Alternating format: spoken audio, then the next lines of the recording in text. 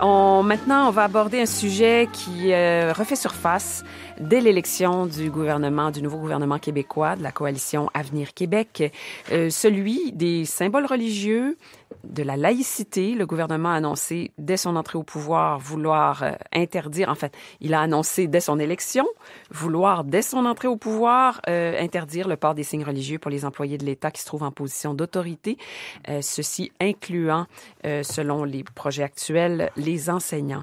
Alors, vous avez, comme nous, vu passer des commentaires, certains extrêmement virulents dans les deux sens.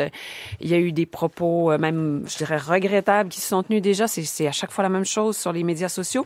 Ce matin, on a décidé de réunir deux femmes posées, intelligentes, éclairées, pour aborder tout ça. Maître Julie Latour, bonjour. Bonjour. Avocate, ex-bâtonnière du barreau de Montréal, et Rachida Azdouz, bonjour. Bonjour. Psychologue spécialiste des relations interculturelles à l'Université de Montréal. Première question que j'aurais envie de vous poser, malgré le fait que ce soit toujours un sujet qui amène des tensions, est-ce que c'est une bonne idée de relancer ce débat-là? Est-ce qu'il faut? Est-ce que c'est quelque chose qu'on n'a plus le choix de faire? Tout à fait. La société québécoise attend le dénouement de ce débat qui nous anime depuis près de 15 ans.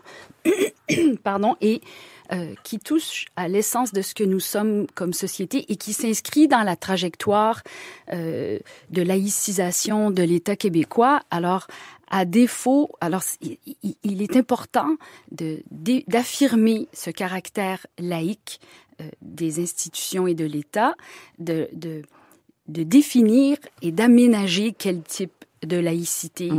Et souvent, la méprise qui est faite est que la laïcité menace les religions. Au contraire, c'est le socle qui permet le pluralisme sociétal, parce que c'est cette neutralité de l'État qui est nécessaire. Et donc, d'aller de l'avant, c'est un débat qui doit trouver son dénouement. Alors, dès le début, je crois aussi que ce n'est pas un faux débat, puisque c'est un débat qui a commencé, c'est un processus qui a commencé avec la Révolution tranquille, et c'est un processus qui a été remis sur la table avec la déconfessionnalisation des structures scolaires en 1998. Dans la foulée des États généraux de 96. Donc ça fait quand même plus de 20 ans maintenant que cette espèce de recherche ou de quête de la meilleure façon d'asseoir la laïcité au Québec est en branle. Ensuite, on a eu bien entendu des crises. On a eu Taylor Bouchard, on a eu la crise de la Charte des valeurs, on a eu le projet de loi 62 et maintenant ça revient. Ce n'est pas un faux débat, tout dépend de la façon dont il est engagé. Voilà. Et il y a une chose que je trouve intéressante cette fois-ci, c'est que on a beaucoup tourné autour du pot. On a parlé d'abord de valeurs.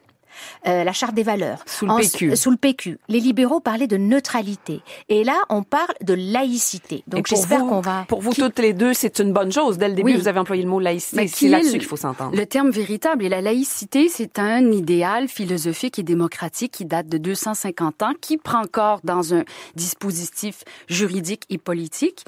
Et c'est celui-là, et que chaque société trace selon son histoire, sa trajectoire. Alors, ce que Rachida évoquait, vous savez, il y a des éléments laïques qui sont, par exemple, notre Code civil n'est vraiment séculier que depuis 1982, où l'on a retiré la notion d'enfant illégitime et où l'égalité des époux s'est matérialisée. Alors, c'est beaucoup d'éléments, donc, avec cette déconfessionnalisation des écoles, avec et c'est ce qui est important d'être défini, mais ceci étant, ce socle, alors c'est ce qui est problématique, c'est que cette neutralité religieuse, et la Cour suprême a dit, c'est un impératif démocratique et que l'État ne doit, pour assurer ce pluralisme sociétal, l'État ne doit ni favoriser ni défavoriser une religion ou option spirituelle au détriment d'une autre, et l'État doit s'abstenir de prendre position. Donc, ça, c'est un devoir positif que l'État a et dont il doit s'acquitter. Et là, en ce moment, on a l'avantage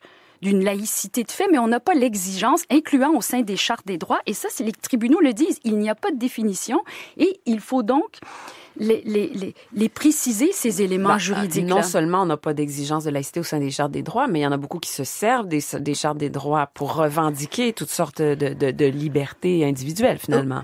Oui, c'est là que la façon dont le débat est engagé va être extrêmement importante. Je pense qu'il y a déjà un bon point. J'ai commencé par les roses, après ça va être le pot. C'est que l'autre chose que je trouve intéressante, outre le fait qu'on parle clairement de laïcité, on ne tourne pas autour du pot, on on entend de plus en plus des voix importantes, autant dans les médias, des chroniqueurs que même des politiciens. On a entendu Manon Massé appeler quand même au calme et dire il ne faut pas confondre laïcité et racisme. C'est pas parce qu'on veut parler de laïcité qu'on est raciste. Ça, pour moi, c'est fondamental pour un débat serein, si tant est qu'un débat sur ces questions-là puisse être serein. Mais le diable est dans les détails. C'est bien de parler de laïcité et de dire qu'il faut une laïcité affirmative, une laïcité qui consacre la neutralité et l'apparence de neutralité, mais c'est une erreur, à mon sens, de l'aborder sous l'angle des signes religieux. Parce on risque de tomber, je ne le souhaite pas, mais ça risque d'arriver dans ce que j'appelle la hijabisation du débat sur la laïcité. Et déjà, on le voit dans certains journaux, on a on a la photo d'une femme en foulard. On n'a pas de photo de turban sikh ou de kippa et il y a tout ce qui n'est pas signe religieux. La laïcité, c'est aussi comment gérer et comment aménager les manifestations religieuses dans les organisations publiques. Et ça, c'est pas seulement les signes religieux, c'est les demandes d'être dispensé, par exemple, d'une activité parce qu'on est témoin de Jéhovah ou pentecôtiste. Et ça peut concerner, par exemple, une majorité d'hommes qui portent aucun signe religieux, par exemple, signe religieux. Donc, la façon dont le débat, je pense qu'il y a quand même des éléments intéressants de nommer la laïcité, des appels au calme pour ne pas tout de suite parler de racisme, mais le débat reste quand même mal engagé quand on l'aborde uniquement sous l'angle des signes religieux. Puis ça, pour moi, c'est une inquiétude. Ça, c'est un aspect. Mais tout le socle, c'est comme l'architecture d'un pont. Tout le socle qu'on doit établir ne paraît presque pas, du point de vue juridique ou politique, de se définir comme État laïque dans les chartes des droits,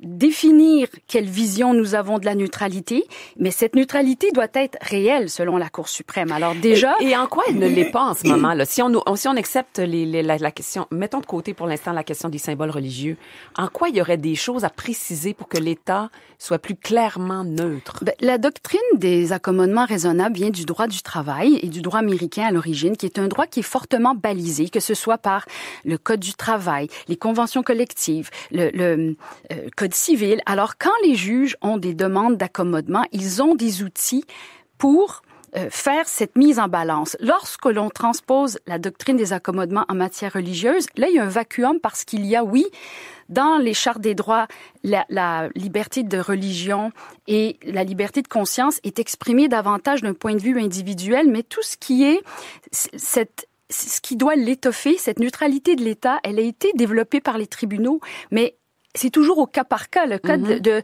la prière au conseil municipal de ville de Saguenay, c'est un litige qui a pris 7 ans.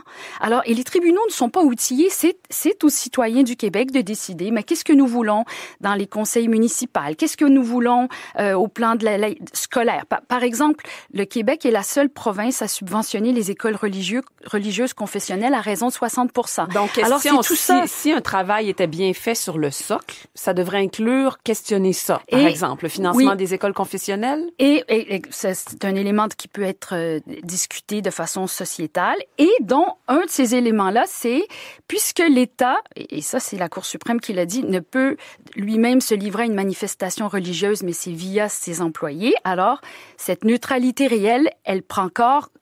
Comment on encadre? Alors, il y a déjà eu ce consensus des signes religieux, mais c'est que la laïcité de l'État, souvent, ce qu'on oublie, c'est elle apporte 3 choses. D'une part, la liberté de conscience et de religion, mais de toutes les religions, là. C'est pour ça qu'aucune ne peut... La liberté de religion, elle est un peu en conflit avec elle-même parce qu'elle souhaite s'étendre, mais il faut que l'État demeure neutre et que l'État permette aussi l'émancipation personnelle. Alors, de pouvoir quitter sa religion, changer de religion. Donc, l'État doit préserver la liberté de croire, de ne pas croire. Ceci amène l'égalité de tous les citoyens et la visée de l'intérêt général comme seul but de l'État. Alors, et ce que vous exprimiez, c'est qu'à date, il nous a fallu des siècles pour nous éloigner de la théocratie et en arriver à l'état de droit que nous avons. Mais là, par un renversement des choses, le religieux utilise le droit via les chartes des droits pour tenter de nouveau de s'immiscer. Et là, c'est cette cet oxygène, moi, la laïcité, je la définis un peu comme, par métaphore, un no-fly zone dans un aéroport. La Rachida, oui, là, par rapport à ça, de faire le rapport avec l'accommodement raisonnable, le danger que j'y vois, c'est que de toute façon, l'accommodement raisonnable est une mesure juridique pour contrer la discrimination sur une base individuelle. Et même dans un État totalement laïque, on ne pourra pas, par exemple, retirer le critère religion de l'article 10 ou de l'article 15 de la Charte. On ne pourra pas le faire comme motif de discrimination prohibée. Donc, je pense que c'est pas d'aborder, et ça a été peut-être la grande impasse de Taylor Bouchard, c'est que au lieu d'en faire une commission sur la laïcité, on en a fait une commission sur les pratiques d'accommodement l'accommodement relié aux pratiques religieuses et culturelles. Là où je vous rejoins, c'est que il faut trouver un moyen d'encadrer l'expression du religieux dans sa forme la plus orthodoxe, qui peut parfois entrer en conflit avec le bon fonctionnement des organisations et avec la liberté de conscience des autres. Mais il faut distinguer vraiment les deux, parce qu'on peut quand même pas enlever la liberté de conscience comme motif de discrimination prohibée. Non, au contraire, c'est que en définissant davantage les obligations de l'État en matière de cette neutralité de l'État, comment il s'incarne, donc dans le fonctionnement de l'État politique, mais aussi lors de demandes d'accommodement, les juges vont être mieux outillés pour circonscrire le champ cette religieux. Mise en équilibre. Exactement. Bon. Là-dessus, vous êtes assez d'accord. Maintenant, il y a le moment où on sort tout de suite, là, dès qu'on sort la question des signes religieux, on dirait que c'est là que les flamèches s'allument. C'est là qu'il y a... On sent que c'est ça aussi qui fait réagir une bonne partie de la population du Québec. C'est ça qui fait. Alors, est-ce que c'est pas un peu normal et prévisible qu'un gouvernement nouvellement élu veuille justement se concentrer là-dessus? Rachida vous dit... mais en même temps, il est incohérent parce qu'il veut se concentrer sur les signes religieux et le signe le plus ostentatoire, qui est le crucifix, il veut pas l'enlever parce que il veut plaire à des gens dont il présume ou chez lesquels il présume un attachement viscéral à ce signe religieux parce que c'est un symbole patrimonial, etc. Donc, s'ils veulent l'aborder sous cet angle-là, il faut quand même qu'ils donnent l'exemple. Qu'est-ce que vous en pensez de la question du crucifix, Julie Latour? Je pense que ça, c'est un élément qui peut être discuté, justement, quand je parle d'encadrer cette laïcité, de dire de façon sociétale. Alors, certains ont une vision patrimoniale, d'autres non. Et parce que ce qui est important, c'est d'équilibrer justement ce sentiment. Chacun, quand on parle que c'est un débat qui est universel, et ça d'ailleurs, je recommande à tous et toutes de voir le film Quand les pouvoirs s'en mêlent, qui est présentement à l'affiche, s'en mêle en un mot, qui explique de façon très imagée, et c'est un film qui à la fois est visuellement très beau, mais qui explique le caractère universel de cette quête de laïcité et qui est un peu toujours à recommencer et qui est d'établir ce vivre ensemble collectivement, mais vivre ensemble. Mais vivre ensemble. Alors, cette question quand même, là, vous dites, pour certains, le crucifix, c'est patrimonial. Si on rappelle à tout ce monde-là que le crucifix a été mis sous Duplessis, et que ça a été le début, 1936, de ce qu'on appelle la Grande Noirceur. Et ces mêmes gens sont pas ceux qui disent... attention, on veut pas voir de signes religieux, ça nous rappelle ce qu'on a vécu et d'où on vient au Québec. C'est le symbole de la complicité entre l'Église et l'État, alors qu'on s'engage dans un débat sur la séparation du politique du religieux. Donc, il y a une aberration. Je comprends parfaitement que des gens se disent, moi j'ai l'impression que le crucifix, pour avoir entendu beaucoup de gens dans des activités, des conférences, c'est que c'est comme si c'était une garantie. Ils disent, tant que les autres ne renoncent pas à leur signe religieux, nous on va le garder. Pas pour des raisons, c'est comme une espèce de concurrence identitaire, de dire lâchez vos signes religieux et nous on va lâcher le crucifix. Alors, il faudrait qu'on lâche tout en donc, même temps. Donc ça n'a plus rien à voir avec le patrimonial. Ou d'autres, et là on est carrément dans la désinformation, qui disent à ce moment-là, si vous touchez au crucifix comme symbole patrimonial, vous allez aussi transformer le calendrier des fêtes en calendrier multiconfessionnel et vous allez enlever la croix du Mont-Royal et détruire les églises. Il va de soi que enlever le crucifix, ça n'a rien à voir, on va pas dynamiter la croix du Mont-Royal. Là, on est vraiment dans du patrimoine architectural. Les vestiges de la laïcité ouverte, c'est parce que là, le problème actuel avec l'imprécision, c'est qu'il semble que seulement le crucifix ou les signes religieux, soi-disant majoritaires, sont suspicieux et non les autres. Et là, c'est ça cet équilibre qu'on doit... oui, il y a une exigence, l'État, il faut quand même le circonscrire, cette neutralité, et les signes religieux, ce qui est quand même un peu particulier, c'est que certaines personnes s'érigent en victime. Il y a un discours très victimaire, alors que il y a eu une action, c'est travailler pour l'État, œuvrer pour la fonction publique, ça comporte certaines restrictions et il y a déjà cette neutralité politique. Et la laïcité, j'aime cette formule de Romain Gary, c'est tendre les bras de tout ce qui nous sépare. Et c'est un projet de société qui peut nous amener vers l'avant. Et quand je parlais du film Les pouvoirs s'en mêlent, ils ont filmé en Tunisie, aux États-Unis, en France, au Québec. Et on voit très bien lorsque ce rapprochement, c'est tout sauf anodin. Les religions, on le voit avec un angélisme, et je suis moi-même religieuse, là, mais l'enracinement religieux, les religions se comportent comme des empires sans limite territoriale. Alors, si on vit dans un état de droit, on est des citoyens avant d'être des croyants, encore plus lorsqu'on œuvre pour l'État dans certaines fonctions. Là, vous touchez, Julie, à quelque chose de fondamental et vous touchez aussi à la principale source de conflit, un désaccord de fond qui, à mon sens, est un peu irréconciliable. Il va falloir que quelqu'un arbitre à un moment donné ou qu'on aille en référendum pour savoir ce que les citoyens veulent vraiment. C'est la conception de l'État. Qu'est-ce que l'État? Est-ce que l'État, ce sont des édifices, des ministères, des lois, ou est-ce que l'État, ce sont aussi les individus qui incarnent cet État, donc les fonctionnaires? Ça, c'est un premier niveau de difficulté. Le deuxième niveau de difficulté, c'est à l'intérieur même de ce corps que sont les fonctionnaires, est-ce que tout le monde est soumis à la même exigence de neutralité? Certains, comme la France, ont réglé le problème en bloc. Ils ont dit, on va pas commencer à examiner un par un, une par une, toutes les descriptions de tâches et à voir quel est le degré. Et alors qu'ici, on est plus dans une autre démarche où, d'après Taylor Bouchard, en tout cas, c'était on va pas l'exiger de tout le monde. Mais on est dans le cœur du problème parce que ce sont deux visions de fond, de désaccord sur le fond même de ce que c'est que l'État et ce qu'il l'incarne. Mais le Québec a cette particularité de son histoire imprégnée du catholicisme et du droit civil aussi, qui fait qu'on a un droit codifié, que le cas par cas, on y est plus allergique. Et donc, c'est de parfaire cette laïcité. Ça fait partie de ce projet. Et quand même, le bien commun, c'est un élément. Et quand je parlais de pouvoir s'émanciper, je pense à la poursuite du citoyen Hassidim qui dit, mais moi, on ne m'a pas outillé dans la vie.